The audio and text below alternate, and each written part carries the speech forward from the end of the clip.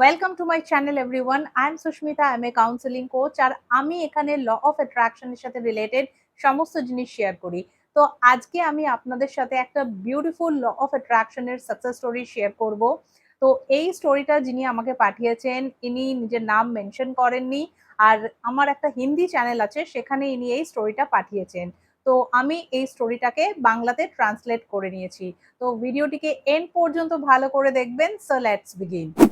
তো ইনি লিখেছেন, হ্যালো ম্যাম, আমি আমার পার্টনারকে ম্যানিফেস্ট করে নিয়েছি আর সেই স্টোরিটাই আপনাকে লিখছি।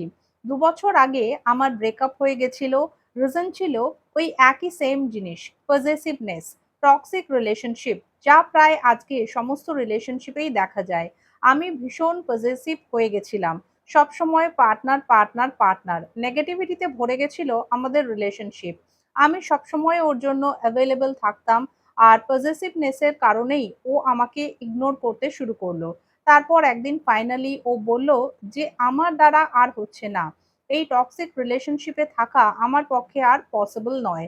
তারপর আমাদের ব্রেকআপ হয়ে গেল। প্রথমে ও আমাকে ব্লক করেনি, কিন্তু আমি ওকে বারবার কল মেসেজ করতাম। তখন ও আরো বেশি ইরিটেট হয়ে যেত, কিন্তু আমি আমার ফিলিংসকে কন্ট্রোল করতেই পারছিলাম না। বারবার ওকে ইরিটেট করার জন্য ও একদিন আমাকে সব জায়গায় ব্লক করে দিল। তারপর আমি ওর ফ্রেন্ডরে তারপর আমি ওর ফ্রেন্ডদের থ্রু কথা বলার চেষ্টা করতাম। এইসব করে আমি নিজের হাতের রিলেশনশিপটাকে আরো খারাপ করেছি। আমার বয়ফ্রেন্ডের সত্যিই কোনো দোষ ছিল না। আমি ওভার পজেসিভ হয়ে রিলেশনশিপটাকে টক্সিক বানিয়ে দিয়েছিলাম। আপনি ঠিকই বলেন, বেশি অ্যাভেলেবল হলে এরকমই হয়। এইভাবে প্রায় ৩ মাস কেটে গেল। এবার আমি ওর পিছনে দৌড়ানো একটু কম করেছিলাম। নিজেকে একটু সামলে নিয়েছিলাম। একদিন আমি ইউটিউবে আপনার চ্যানেলে ল অফ অ্যাট্রাকশন এর ভিডিও দেখলাম। এর আগে আমি ল অফ অ্যাট্রাকশন সম্পর্কে কিছু জানতাম না। আমার খুব ভালো লেগেছিল আপনার চ্যানেল। খুব পজিটিভ ফিল হয়েছিল। আমি খাতা পেন নিয়ে লিখতে শুরু করলাম।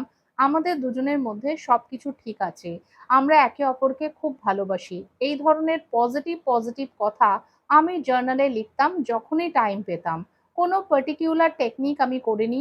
আমি শুধু লিখতাম প্রেজেন্ট টেন্সে, যেরকম আপনি বলেন। লেখার সময় আমি হ্যাপি ফিল করতাম, আর সেই হ্যাপিনেসটা আমার ভিতর থেকেই আসতো। লিখতে লিখতে কত দিন কেটে গেছিল সেটা আমার মনে নেই। আমি আনন্দ পেতাম তাই লিখে যাচ্ছিলাম। তারপর কিছুদিন আগে আমার এক রিলেটিভের বাড়িতে বিয়ের অনুষ্ঠান ছিল।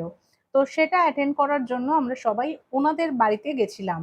তো এইসব কারণেই আমার লেখালেখি একটু বন্ধ হয়ে গেছিল। আর সেই জন্যই আমার মাথা থেকে বেরিয়ে গেল, আর আমি বিয়েতে বিজি হয়ে গেলাম। তারপর হঠাৎ কাল আমার বয়ফ্রেন্ডের একটা ফ্রেন্ড আছে, তার মেসেজ এলো। ও বলল যে আমার বয়ফ্রেন্ড আমার সাথে কথা বলতে চায়, কিন্তু কথা বলতে সাহস পাচ্ছে না, তাই আমাকে কল করতে বলেছে। আমি বললাম, যার কথা বলার ইচ্ছা তাকে নিজে এসে কথা বলতে বলো। আমি কারোর সাথে নিজে থেকে কথা বলতে পারবো না। সন্ধেবেলাতে আমার বয়ফ্রেন্ডের মেসেজ এলো। ও বলল, তোমার সাথে একবার দেখা করতে চাই, তুমি কি আসবে? এই বলে সে ভিডিও কল করে। দেন আমি রিসিভ করি। ফোন ধরতে দেখি ও ভীষণ আপসেট হয়ে গেছে। বলল, আমি তোমাকে খুব মিস করছি।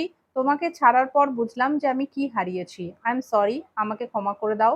আমিও সরি বললাম, কারণ দোষ আমাদের দুজনের ছিল। আমরা রিলেশনশিপ আবার কন্টিনিউ করছি। Thank you so much madam, আপনার জন্যই এটা সম্ভব হয়েছে। আমি আজকে খুব খুশি। ল অফ অ্যাট্রাকশন দিয়ে আমি যদি আবার কোনো সাকসেস পাই তাহলে নিশ্চয়ই শেয়ার করব আবার। Wow, it's a beautiful success story. Thank you so much for sharing this story. তো ইনি পার্টিকুলার কোনো টেকনিক করেননি। ইনি শুধু পজিটিভ পজিটিভ কথা লিখতেন নিজের রিলেশনশিপ সম্পর্কে। আর সবথেকে মেইন জিনিস হচ্ছে যে ইনি লেখার সময় ফিল করতেন, আনন্দ পেতেন, খুব হ্যাপি ফিল করতেন। আর তারপর ওনার লাইফে এমন একটা সিচুয়েশন এলো যখন ওনাকে সবকিছু লেট গো করে দিতে হলো। আর যেই লেট গো হলো, অমনি উনি রেজাল্ট পেয়ে গেলেন। তো এটা একটা খুব সুন্দর প্রসেস। যদি আপনারাও পজিটিভ হয়ে হ্যাপিনেস এর সাথে এই প্রসেসটাকে ফলো করেন, তাহলে আপনারাও 100% রেজাল্ট পাবেন। তো এইভাবেই ল অফ অ্যাট্রাকশন কে নিজের লাইফে এপ্লাই করুন, আর নিজের জীবনকে আরো বেশি সুন্দর করে তুলুন। সো আই হোপ এই ভিডিওটা আপনাদের জন্য হেল্পফুল হবে। যদি আপনাদের এই ভিডিও রিলেটেড কোনো কোয়েরিজ থাকে, তাহলে আপনারা আমাকে কমেন্ট বক্সে জিজ্ঞেস করতে পারেন। আর যদি আপনাদেরও এরকম কোনো ল অফ অ্যাট্রাকশন এর সাকসেস স্টোরি থাকে, তো আপনারাও আমাকে আমার ফেসবুক অথবা ইনস্টাগ্রাম অথবা আমার ইমেল আইডিতে সেটা পাঠাতে পারেন। আমার ভিডিও ডেসক্রিপশন বক্সে আমার সমস্ত আইডির লিংক দেওয়া রয়েছে। আর যদি আপনারা আমার থেকে পার্সোনাল গাইডেন্স নিতে চান তাহলে আপনারা আমার থেকে পেইড কল কনসালটেশন নিতে পারেন। তার জন্য আপনাদেরকে আমার অফিসিয়াল নাম্বারে হোয়াটসঅ্যাপ করে কল বুক করতে হবে। তাহলে দেখা হচ্ছে আবার নেক্সট ভিডিওতে। অলওয়েজ রিমেম্বার, আপনার ডেস্টিনি আপনি নিজে লেখেন। যা কিছু আপনি পেতে চান লাইফে সবকিছু আপনি পেতে পারেন। তাই সবসময় পজিটিভ থাকুন, নিজেকে ভালোবাসুন এবং নিজের উপর বিশ্বাস রাখুন। Thank you so much.